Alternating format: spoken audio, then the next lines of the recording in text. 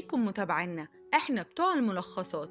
تخيل كده ان انت تقابل حب طفولتك اللي كنت فاكره مجرد ذكرى وراحت، بس القدر مش بيرحم وتتفرقوا مرة تانية، بس المرة دي بسبب الموت. بس بطلنا مش هيستسلم وهيرجع بالزمن عشان ينقذ حبيبته، بس يا ترى هيكون مستعد يدفع الثمن الغالي عشان يرجع لحب حياته؟ ده اللي هنعرفه لما نكمل مع بعض الملخص. تابعوا معانا الفيديو عشان تعرفوا الحكاية هتنتهي ازاي. بس قبل ما نبدأ نورونا وانضموا لعيلتنا واشتركوا في القناة وفعلوا الجرس، ويلا بينا نشوف جرعة الرومانسية بتاعت النهاردة. بيبدأ الفيلم بالطفل شوان وهو بيعمل تورتة عيد ميلاده من الطينة، وبتشوفوا جارته الطفلة هان وبتعرض عليه المساعدة انهم يعملوا التورتة سوا، وبتقوله روح جيب شمع، وبيروح لبيته عشان يجيب الشمع والعلبة بتقع منه، وهان بتيجي وبتساعده وبيتمنى أمنية لأن أمه قبل ما تموت قالت له إن الشمع ده بيحقق الأمنيات. وبيلعب بعدها مع هان وهو مبسوط جدا، وهان بتديله هدية وبيقول لها حلوة قوي البطة دي،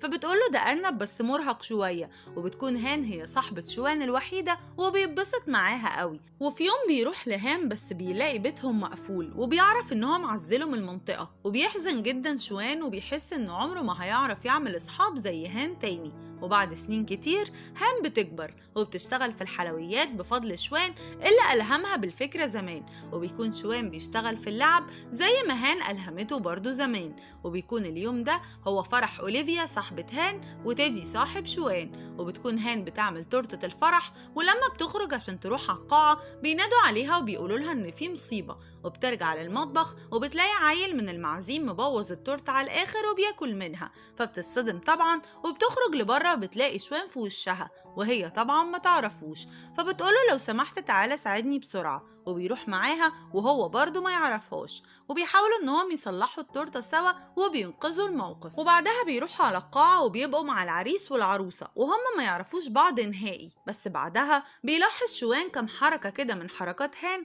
فبيحس انها هي، وبيكون عامل لعب تتوزع على المعازيم، وهان بتفتح اللعبة بتاعتها وبتزعل لانها مش ارنب.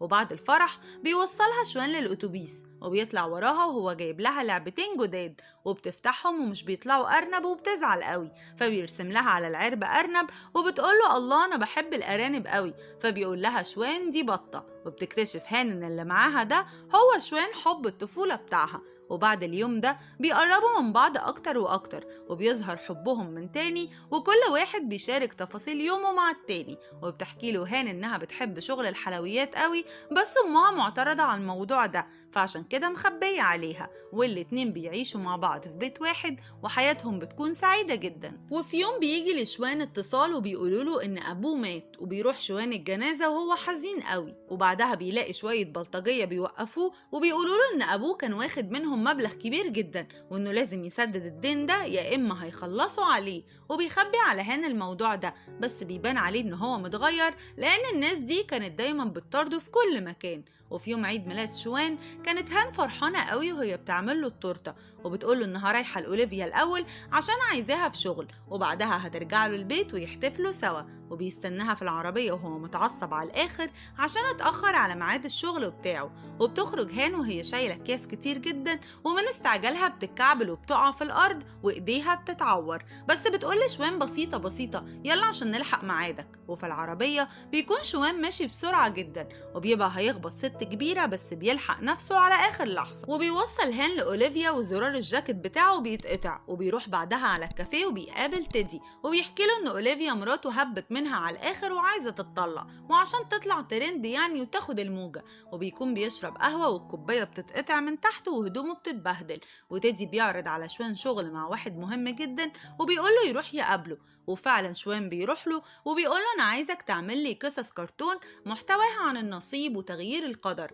فشوان بيوافق. وبعدها بتكون أوليفيا طالعة لايف وبتطلع هان معاها، بس بتبقى طالعة غصب عنها، وطبعا هان بتبقى متوترة جدا لحسن أمها تشوف اللايف ده وتعرف إنها حلوانية. وبيكلمها بعدها واحد من اللي عايزين فلوس من شوان وبيقول لها عن الموضوع كله، وبتروح للشركة بتاعته وبتلاقيه بيطلب سلفة من المرتب بتاعه، فبتسأله لو مخبي عليها حاجة وإنه ليه محتاج الفلوس دي كلها الفترة دي، فبيحكي لها عن الموضوع كله. فبتقوله بسيطة يا سيدي، خد فلوس المحل اللي أنا عايزة أشتريه وحل مشكلتك، بس هو بيعترض وبيقول لها أنا مشاكلي كتيرة جدا ومش هقدر أكمل معاكي ولازم تشوفي حياتك ومستقبلك. وهان بتصدم من كلامه جدا وبتخرج وهي منهارة، وبيخرج شوان وراها عشان يلحقها وإن هو بيكون عايز يصالحها، وهوب بيقع على هان يافطة كبيرة وبيصطدم شوان وبينقلها المستشفى بسرعة، بس للأسف حالتها بتكون حرجة جدا وما بيلحقوهاش وبتموت. وبيرجع شوان للبيت وهو منهار ومصدوم،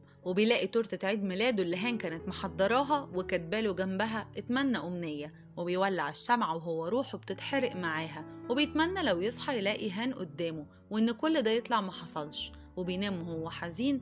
وتاني يوم بيصحى شوان وبيلاقي هان في المطبخ وبيبقى مش مصدق نفسه وبيجري يحضنها وبيفرح قوي ان كل اللي حصل ده كان مجرد كابوس، وبتقوله يلا عشان هتأخر على أوليفيا، وبتخرج وهي شايلة أكياس كتير وبتقع برضه وبتتعور في ايديها. وبيمشوا بالعربية وبيكون شوان هيخبط واحد، الله الله في ايه، وكمان زرار الجاكيت بيتقطع، وبيروح لتيدي الكافيه وبيعمل له قهوة وبيتأكد ان الكوباية سليمة، بس لما تيدي بيشرب فيها برضه بتتقطع وبتبهدل هدومه. ايه يا جدعان اللي بيحصل ده؟ وبيقول له تيدي على ميعاد الشغل بتاعه نفس ما قال له المرة اللي فاتت، وبيروح لنفس الراجل بتاع قصص الكرتون وبيحكي له على الكابوس اللي شافه، فبيقول له اعمل الصح يا ابني واستفيد بالوقت اللي فاضلك مع الناس اللي بتحبهم. فبيجري على هان وبيقول لها انا عندي ليكي مفاجأة، وبياخدها على مكان ينفع تعملوا مطعم حلويات اللي بتحلم بيه. وهان بتكون مبسوطة قوي، وفجأة بتقع عليها لمبة قديمة وشوان بيلحقها وبيحس بقبضة في قلبه وبياخدها عشان يتعشوا سوا، بس برضه بيكون قلقان عليها. ولما بيروح الجراج عشان يركبوا العربية بيلاقوا ولد أبوه بيضربه جامد قوي، ولأن شوان متعقد من ضرب أبوه ليه مش بيستحمل وبيقعد يزعق للراجل، والراجل بيضربه وبيزق هان اللي بيلحقها شوان على آخر لحظة، وبياخدوا شوان على الاسم وبيكون هيتجنن على هان لأنه سابها تروح لوحدها. وبعد ما بيخلصوا التحقيق بيفرجوا عن شوان وبيخرج بسرعة من الاسم وبيتصلوا بيه وبيبلغوه إن هان عملت حادثة، وبيروح لها وبيلاقيها حادثة كبيرة جدا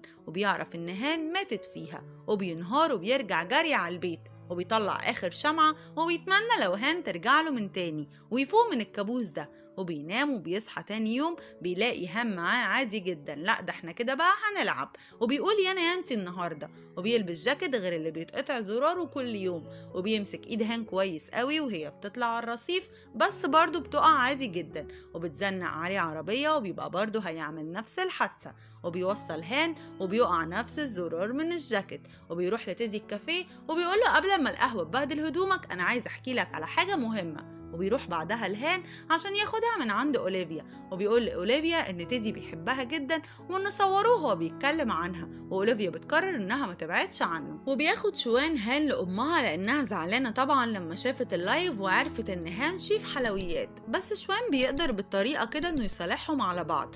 وبعدها بيقرر شوان إنه يحكي لهان اللي حصل معاه وحكاية الحادثة اللي بتتكرر كل يوم، وإنه لما بيتمنى أمنية بالشمعة اليوم بيرجع تاني، بس طبعا مش بيقول لها إن هي اللي بتموت كل يوم. وفي آخر اليوم بيعمل شوان مفاجأة لهان وبيطلبها للجواز في حضور صحابهم كلهم، وبيلبسها الخاتم وبيقول لها إنه بيحبها جدا، وبيكونوا مروحين وهم سعداء مع بعض، وفجأة بتظهر عربية وبتبقى هتخبط هان، بس شوان بيلحقها في آخر لحظة، وهم بيقوموا من على الأرض بتيجي عربية تانية وبيقف شوان قدامها وبيضحي بنفسه بدل هان، وبتفوق هان وهي في المستشفى وبتكون تعبانة قوي، وامها بتقول لها ان شوان ضحى بنفسه وانه مات بدلها، وبتنهار هان من الصدمة. وبيوصل تيدي وبيحكي لهان كل حاجة وان هي اللي كانت بتموت كل يوم، وشوان بيلحقها بشمع الأمنيات، وبتخرج هان من المستشفى وهي عارفة هتعمل ايه كويس قوي، وبتروح لبيت شوان القديم اللي بيتصلح، وبتدخل لجوه وبتقعد تدور على شمع الأمنيات،